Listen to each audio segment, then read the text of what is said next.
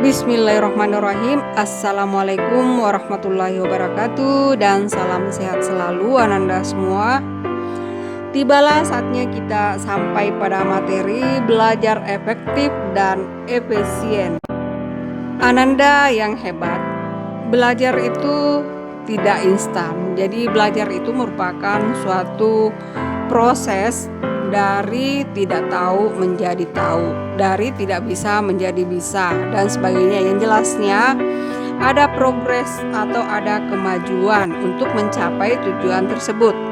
Jadi belajar proses atau usaha yang dilakukan setiap orang dengan tujuan untuk memperoleh perubahan, baik itu tingkah laku dalam bentuk pengetahuan, keterampilan maupun sikap. Nah, untuk mendapatkan hasil belajar yang maksimal, Ananda sekalian, jadi ada beberapa persiapan yang harus dilakukan. Yang pertama tentu saja berdoa. Sebelum belajar kita berdoa. Biasakan berdoa terlebih dahulu. Jadi tujuannya supaya apa yang kita pelajari dapat lebih mudah masuk dan mudah dinalar oleh otak. Begitu.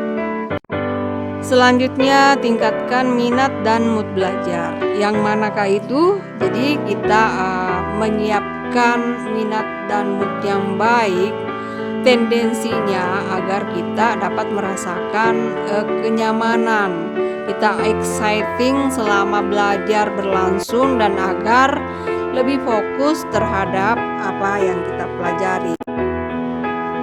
Berikut kondisi jasmani. Jika jasmani sedang tidak seperti biasanya atau sedang kurang sehat, maka harus minum obat terlebih dahulu sebelum mulai belajar. Jadi kesehatan itu adalah mahkota yang sangat mahal harganya. Tujuannya agar dapat bersemangat, bergairah, dan senantiasa siap untuk belajar dan bekerja. Selanjutnya kondisi rohani. Selain kesehatan jasmani yang baik, kita juga harus memiliki ketenangan jiwa dan pikiran. Kalau pikiran kita, jiwa kita tidak tenang, ada rasa benci, dendam, takut, khawatir, cemas, was-was, iri hati, dan sejenisnya, harus dibuang jauh-jauh karena itu akan menghalangi otak kita untuk mencerna apa yang kita pelajari tadi. Jadi tidak bisa menyerap karena dada kita ini sesak, dipenuhi oleh penyakit hati tadi. Jadi harus dibuang jauh-jauh. Jadi kasih nyamanlah rohani kita. Yang kelima, tempat. Jadi untuk belajar sebaiknya memilih tempat yang memenuhi syarat-syarat kesehatan. Jadi yang utama itu harus bersih, udara yang selalu berganti, jadi ventilasi bagus, jadi ada sirkulasi udara, jadi ada keluar masuk udara, kemudian sinar matahari bisa masuk, ada penerangan yang cukup, tidak terlalu lemah dan tidak menyilaukan. Yang keenam, suasana. Suasana belajar itu sangat berhubungan dengan tempat belajar. Kalau tempat baik, maka suasana pun menjadi baik. Jadi suasana belajar dapat diciptakan dan diperbaiki, makanya perlu ada prepare atau persiapan terlebih dahulu. Yang ketujuh, waktu. Jadi waktu yang paling tepat atau paling efektif belajar yaitu sebelum tidur dan sesudah bangun tidur. Jadi pelajaran lebih dapat dicerna dan dipahami. Kemudian alat-alat pembelajaran. Jadi persiapkan alat-alat yang akan digunakan selama proses belajar berlangsung. Misalnya buku paket, pulpen, mistar, buku tulis, dan perlengkapan lainnya. Sebagaimana yang sudah dijelaskan di slide sebelumnya, bahwa strategi belajar yang efektif dan efisien adalah membuat suasana belajar yang nyaman. Di antaranya mood belajar. Jadi Misalnya ada orang yang senang belajar sambil mendengarkan musik, belajar di tempat yang menurut kalian nyaman. Mungkin ada yang belajar itu tidak suka dengan suara-suara bising musik misalnya. Ada yang suka hening, ada yang suka mendengarkan musik sambil belajar.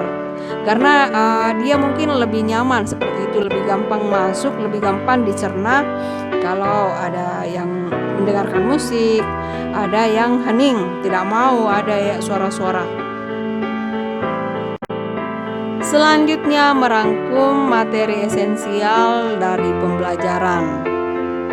Dapat mengambil intisari dari pembelajaran tersebut dengan cara mencatat. Selain dapat mengingat materi tersebut, kita juga dapat memahaminya. Selanjutnya, belajar bersama.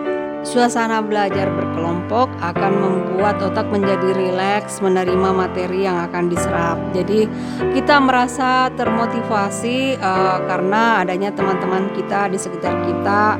Kita bisa sharing-sharing pendapat dengan teman kita, berdiskusi ya. Selanjutnya, belajar dengan praktik. Jadi trik ini sangatlah efektif karena tidak akan menimbulkan rasa bosan. Jadi belajar itu memang harus rutin tapi jangan lama, supaya memudahkan kita agar dapat mengingat apa yang telah dipelajari. Waktu belajar yang efektif adalah saat pagi 45 menit, siangnya 25 menit lagi, sore 50 menit lagi, malamnya 1 jam lagi. Itu kan diselang-selingi dengan mungkin main dengan teman, main dengan adik, kumpul keluarga dan sebagainya. Jadi tidak melulu belajar. Bahkan sekarang saya lihat banyak siswa yang fokus main gamenya, belajarnya ditinggalkan. Nah, ini yang paling parah ini. Itu yang buat game itu memang tujuannya supaya bagaimana supaya jadi anak bodoh. Jadi generasi Indonesia itu ketinggalan. Ada kan yang punya tendensi seperti itu. Jadi kalian tidak boleh, harus melawan itu, karena game itu sebenarnya kecanduan. Selanjutnya, mengerti pembelajaran bukan menghafal. Mengerti pembelajaran lebih jauh efektif daripada menghafalnya. Ananda yang cerdas, ada beberapa macam gaya belajar. Ada gaya belajar visual, artinya seseorang itu lebih cepat memahami apabila sesuatu itu bisa dilihat. Misalnya dia lebih gampang memahami pembelajaran kalau dibantu dengan gambar-gambar yang menarik. Kemudian dia lebih suka membaca daripada dibacakan. Jadi beda dengan orang gaya belajar audio. Jadi ini kan visual ya. Nah, sebaliknya gaya belajar visual. Jadi ini gaya belajar auditorial. Jadi ada beberapa orang yang mempunyai karakteristik dia lebih senang mendengar. Seperti tadi, dia lebih senang dibacakan. Dia lebih gampang mengerti kalau mendengarkan, misalnya radio. Dia lebih gampang mencerna. Dia lebih gampang memahami pelajaran kalau mendengarkan. Kemudian yang kedua, dengan wawancara atau terlibat di dalam kelompok diskusi. Dia lebih sensitif dengan suara, jadi lebih gampang dipahami. Jadi karena kita tipenya seperti itu, jadi ada orang seperti itu tipenya, jadi dia harus memahami juga bahwa saya tipenya begini. Jadi dia harus menyiapkan alat-alat perekam. Jadi sewaktu-waktu dia bisa memutar kembali supaya dia untuk memperbaharui ingatannya tentang pelajaran tersebut.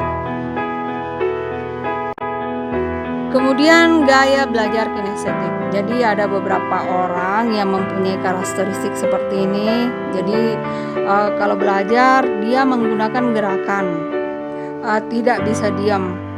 Dia selalu bergerak. Jadi mungkin saya pernah nonton di televisi ada seorang anak tahfiz.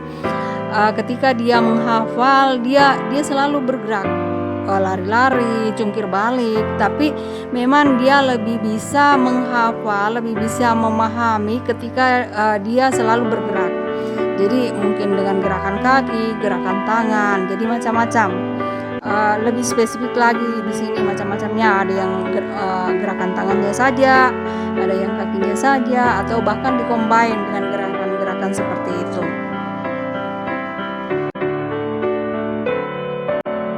Anandaku yang hebat, jadi demikianlah materi yang Ibu bawakan tadi tentang cara belajar yang efektif.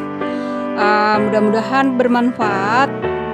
Demikian, wabillahi taufiq wal hidayah. Wassalamualaikum warahmatullahi wabarakatuh dan terima kasih.